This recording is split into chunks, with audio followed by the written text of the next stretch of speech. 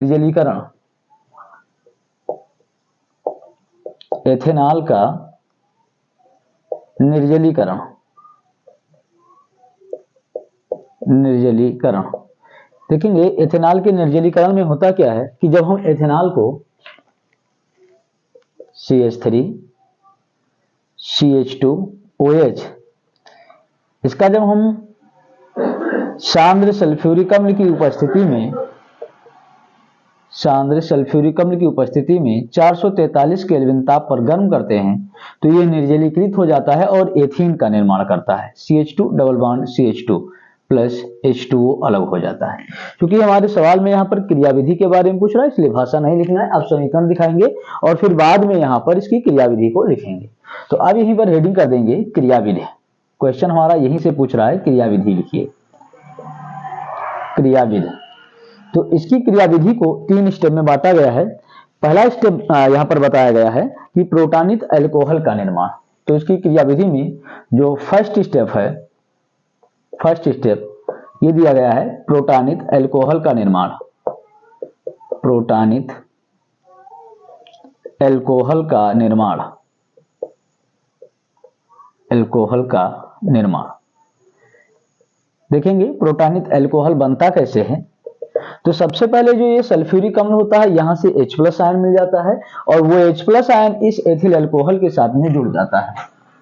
ये हम लिखते हैं एथिल अल्कोहल के CH3 CH2 OH, ये है हमारा एथिल अल्कोहल और यहां पर होता है H+ आयन।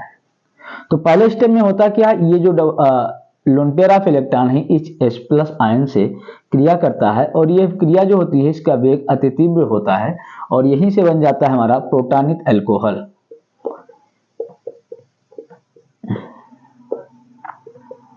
इस ऑक्सीजन के साथ में एक H+ आयन जाकर के जुड़ जाता है और अपना पॉजिटिव चार्ज इस ऑक्सीजन पर दे देता है। इसी को कहते हैं प्रोटानित, प्रोटानित अल्कोहल, प्रोटानित अल्कोहल। दूसरा स्टेप बताया गया है प्रोटानित अल्कोहल से कार्बोकैटायन का निर्माण।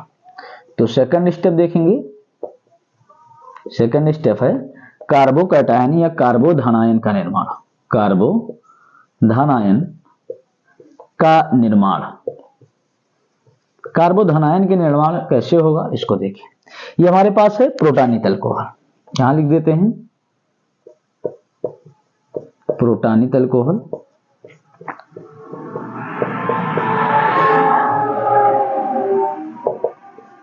ये है प्रोटानित अल्कोहल। होता क्या है कि यहां से जो इस पर जो इनके साझे का इलेक्ट्रॉन होता है वो इलेक्ट्रॉन इस ऑक्सीजन के पास में चला जाता है और यह अभिक्रिया का मंद पद होता है, मंद पद, मंद गति से होगा और यहां से जल अलग हो जाता है और यहीं से हमें कार्बोकैटायन मिल जाता है।